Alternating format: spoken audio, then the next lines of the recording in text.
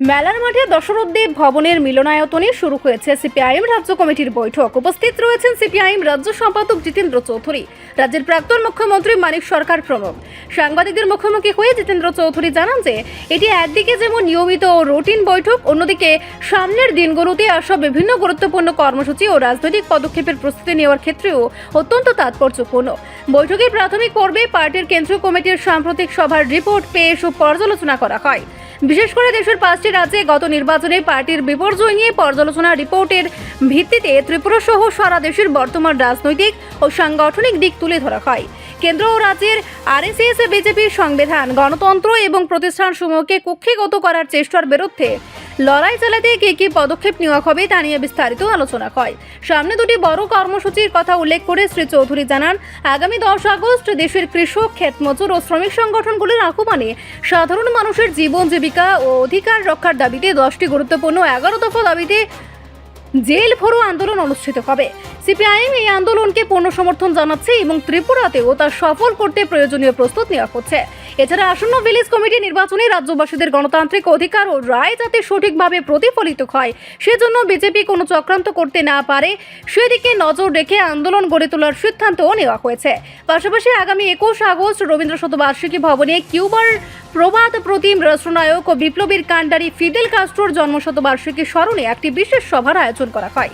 এতে একদিকে ফিদেল কাস্ট্রোর বিপ্লবী জীবনকে স্মরণ করা হবে, অন্যদিকে মার্কিন যুক্তরাষ্ট্রের নেতৃত্বাধীন সাম্রাজ্যবাদী অগ্রাসনের বিরুদ্ধে সংহতি জানানো হবে।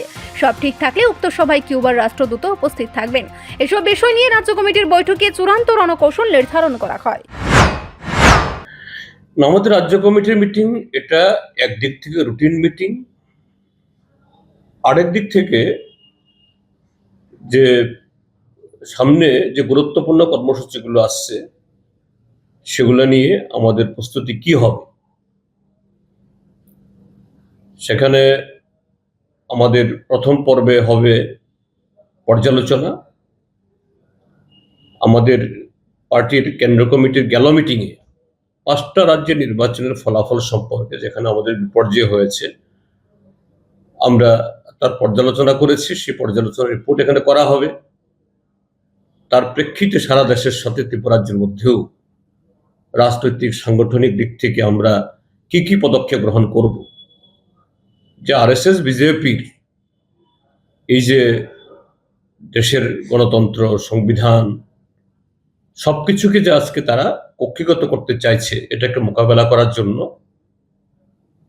কি ধরনের পদক্ষেপ নেব, এগুলো নিয়ে আলোচনা করে আমরা সিদ্ধান্ত ঘোষণা করব। 2 হলো সামনে দুটো খুব বড় কর্মসূচি।